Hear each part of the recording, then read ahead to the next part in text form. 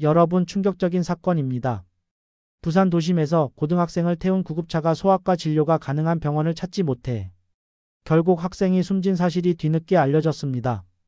지난달 20일 오전 6시 17분께 부산의 한 고등학교 인근에서 학생이 경련 증세를 보였습니다. 지나가던 시민이 이를 발견해 119에 신고했습니다.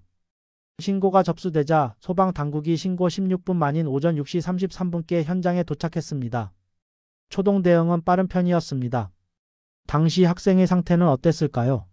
의식이 혼미했지만 호명하면 반응할 수 있을 정도의 상태를 보였습니다. 그런데 문제가 발생했습니다.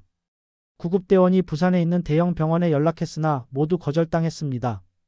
왜였을까요? 대형 병원 4곳은 소아신경과와 관련한 배후 진료가 어렵다는 이유로 환자를 받지 않은 것으로 알려졌습니다. 배후 진료란 뭘까요? 이는 응급 상황을 초기에 안정화시킨 후 전문적인 진료가 가능한 시설을 갖춘 병원으로 이송하는 것을 말합니다.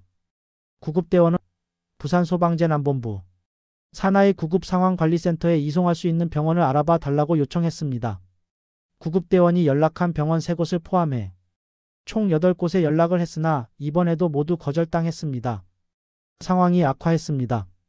당시 센터는 부산에 있는 병원에서 치료가 이루어지지 않자 경남 창원에 있는 병원까지 알아봤습니다. 부산에서 창원까지는 약 1시간 정도의 거리입니다. 구급차 안에서 약 1시간 가까운 시간이 흐른 끝에 학생은 결국 심정지 상태에 이르렀습니다. 오전 7시 30분께 구급차는 가장 가까운 병원으로 향했습니다. 환자가 심정지 상태일 경우 근접 병원은 해당 환자를 수용해야만 합니다. 구급차는 5분 만에 병원에 도착했습니다. 하지만 학생은 끝내 숨졌습니다.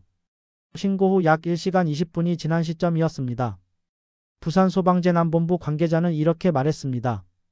당시 부산에서 병원을 찾을 수 없어 경남 지역까지 이송 병원 범위를 넓혔지만 진료할 수 있는 곳을 찾을 수 없었습니다.